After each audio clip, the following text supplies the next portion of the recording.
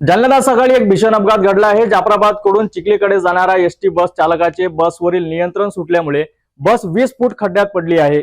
या अपघातात 15 ते 16 प्रवासी जखमी झाले असून त्यांना स्थानिक रुग्णालयात दाखल करण्यात आले आहे। जालन्यातील जाफराबाद कडून चिखलीकडे जाणाऱ्या मार्गावर एसटी बसला भीषण अपघात झाला। अपघातात बस 20 फूट खोल असलेल्या खड्ड्यात पडली, ज्यामुळे बसमधील 15 ते 16 प्रवासी जखमी झाले आहेत। घटनेची माहिती मिळताच स्थानिक पोलीस आणि आपत्कालीन सेवांची टीम त्वरित घटनास्थळी पोहोचली। जखमी प्रवाशांना उपचारासाठी जवळच्या रुग्णालयात दाखल करण्यात आले आहे। त्यापैकी काहींची स्थिती गंभीर असल्याचे सांगण्यात आलं।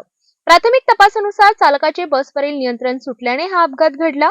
पोलिसांनी घटनास्थळी तात्काळ तपास सुरू केला आहे आणि प्रशासनाने जखमींना त्वरित मदत आणि उपचार मिळवून देण्याच्या दृष्टीने योग्य उपाययोजना केल्या आहेत।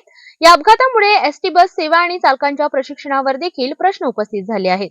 प्रशासनाने अपघाताची गंभीर दखल घेतली असून भविष्यातील सुरक्षा उपाययोजना करण्याचे आश्वासन दिले आहे। या अपघातामुळे स्थानिक नागरिकांमध्ये भीतीचे वातावरण निर्माण झाले आहे। तसेच एसटी बस सेवा आणि चालकांच्या प्रशिक्षणावर देखील प्रश्न उपस्थित होत आहेत।